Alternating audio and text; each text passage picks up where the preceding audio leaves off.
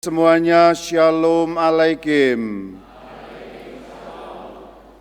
Dari misa minggu lalu kita sudah mengetahui sedikit bedanya murid dan rasul ketika Tuhan diceritakan mengutus murid-muridnya. Kelanjutannya masih kita dengar dalam firman bacaan Injil hari ini. Murid-murid yang diutus itulah yang disebut rasul. Diulang kembali sedikit bedanya murid dan rasul itu apa? Istilah murid maknanya adalah semua orang yang mengikuti Tuhan Yesus dan mendengarkan ajarannya. Itu murid. Nah, di antara murid yang banyak itu ada orang-orang khusus jumlahnya 12. Mereka inilah yang disebut rasul. Rasul artinya utusan atau duta dari bahasa Yunani apostolos. Saudara-saudari, rekan-rekan muda semuanya, di dalam diri setiap orang Kristen ada kedua peran itu, peran rasul maupun peran sebagai murid.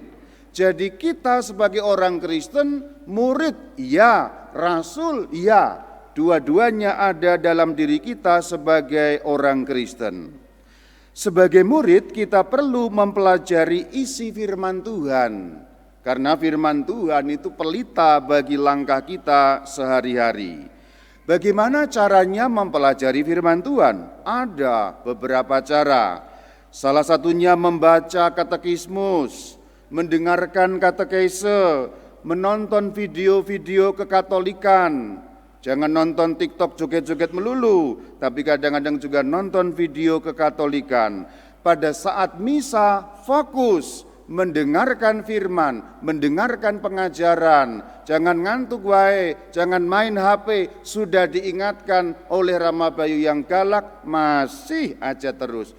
Fokus ikut misa, salah satu bagian supaya kita dapat menjadi murid yang baik.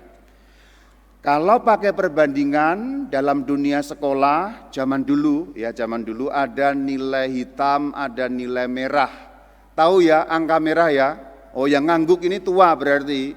Karena kalau orang sekarang nggak ngerti itu nilai merah. Nilai merah itu nilai jelek kalau zaman dulu ya. Jangan ngangguk Keisha, nanti kamu tua ya. Karena Keisha nggak tahu pasti ya. Jadi inilah kalau kita pakai perbandingan zaman sekolah dulu ada nilai yang merah dan nilai yang hitam. Nah, sebagai murid Kristus bagaimana nilai tanda petik rapotku? Karena juga sebagai murid ada rapot. Bagaimana pengetahuan imanku? Apakah dari dulu-dulu begitu saja? Enggak naik-naik, umurnya naik, pengetahuan imannya enggak naik-naik juga. Apakah kalau ikut misa tidak makin kusuk atau malah makin kusuk? Nah, itu kan berarti nilai-nilai rapot yang dapat kita lihat dengan sendirinya.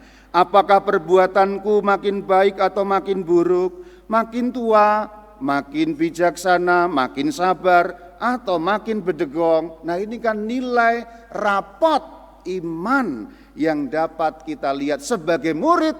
Aku ini maju atau berkembang, atau malah mundur dan diam di tempat nilainya merah. Saudara-saudari semuanya yang dicintai Tuhan, murid yang maju imannya bisa menjalankan peran sebagai utusan bagai duta kenegaraan. Kalau negara itu ada duta besar. Kita semua seperti itu sebenarnya. Dutanya siapa? Dutanya Sang Kristus. Maka tingkah laku, tutur kata, seluruh diri kita ini membawa nama lain di belakang kita. Kita tidak hanya bertindak, ngomong hanya demi diri kita sendiri, tapi ada nama lain. Ada nama siapa? Di belakang kita ada nama Yesus Kristus, di belakang kita ada nama Kristen, ada nama Katolik. Maka kalau ada tutur kata yang buruk, perbuatan yang buruk, nanti orang bisa ngomong, pantas begitu orang Kristen. Kristen dibawa-bawa, padahal yang berbuat Sigit. Kristen dibawa-bawa, padahal yang berbuat Bayu pribadi yang berbuat, tapi Kristen dibawa-bawa. Yang berbuat makmur. Tapi ini makmur bukan yang di Subang, ya maaf ya, ini makmur Purwakarta kalau ini beda ya, beda ini. Kesamaan nama fiktif belaka. Jadi kita ini namanya membawa nama lain di belakang kita. Katekismus Gereja Katolik dalam nomor 2814 menyatakan, dengar baik-baik ini katekismus katakan, kalau kita berbuat baik nama Allah dipuji, kalau kita berbuat buruk nama Allah dihujat. Jadi yang berbuat kita nyampe-nyampenya pada Kristus dihujat. Dasar orang Kristen memang penyembah berhala, begitu. Di bawah-bawah semuanya, karena di belakang kita ada nama lain. Maka saudara-saudari, kesadaran bahwa aku itu duta, utusan. Ini penting selalu untuk ditingkatkan lagi aku adalah duta dalam hal iman, dutanya Kristus Tuhan. Bagaimana cara menjadi duta yang baik dijelaskan dalam Injil hari ini. Ketika Tuhan mengajak para rasul menyepi, orang-orang terus datang. Tadi dengar ya, sudah diajak, ayo kita nyepi, tapi orang-orang mengejar. Yesus Tuhan naik perahu, orang-orang dengar tujuannya ke sana. Karena itu di tepi danau naik perahu, orang-orang jalan kaki. Sehingga Tuhan naik perahu dengan para rasul, orang-orang jalan kaki mungkin agak setengah lari. Sebelum Tuhan mendarat, mereka sudah ada di darat. Lalu begitu Tuhan mendarat, mereka bilang, Cilugba. Karena mereka sudah mendahului sampai di tempat tujuan itu. Artinya apa? Magnetnya Tuhan Yesus begitu besar. Mau nyepi, mau istirahat, mau makan saja dikejar terus. Keadaan itu menunjukkan betapa pengaruh Tuhan itu besar dan luas di dalam masyarakatnya. Itulah cara menjadi duta. Ada manfaat bagi masyarakat, bagi umat, bagi dunia sekitar. Jadi kalau mau tahu nilai rapotnya, apa ya manfaatku untuk dunia sekitar ini? Apa manfaatku untuk gereja paroki ini dalam nama Tuhan? Apa manfaatku untuk masyarakatku sekitar ini? Orang yang memberi manfaat atau orang yang menjadi manfaat bagi dunia sekitar, itu hanya mungkin kalau dia punya hati yang tergerak. Hati yang tergerak itu bisa merasakan belas kasihan seperti yang diceritakan tadi di dalam keadaannya Tuhan Yesus. Perginya mau apa? Menyepi. Perginya mau apa? Istirahat, biar makan dulu sebentar.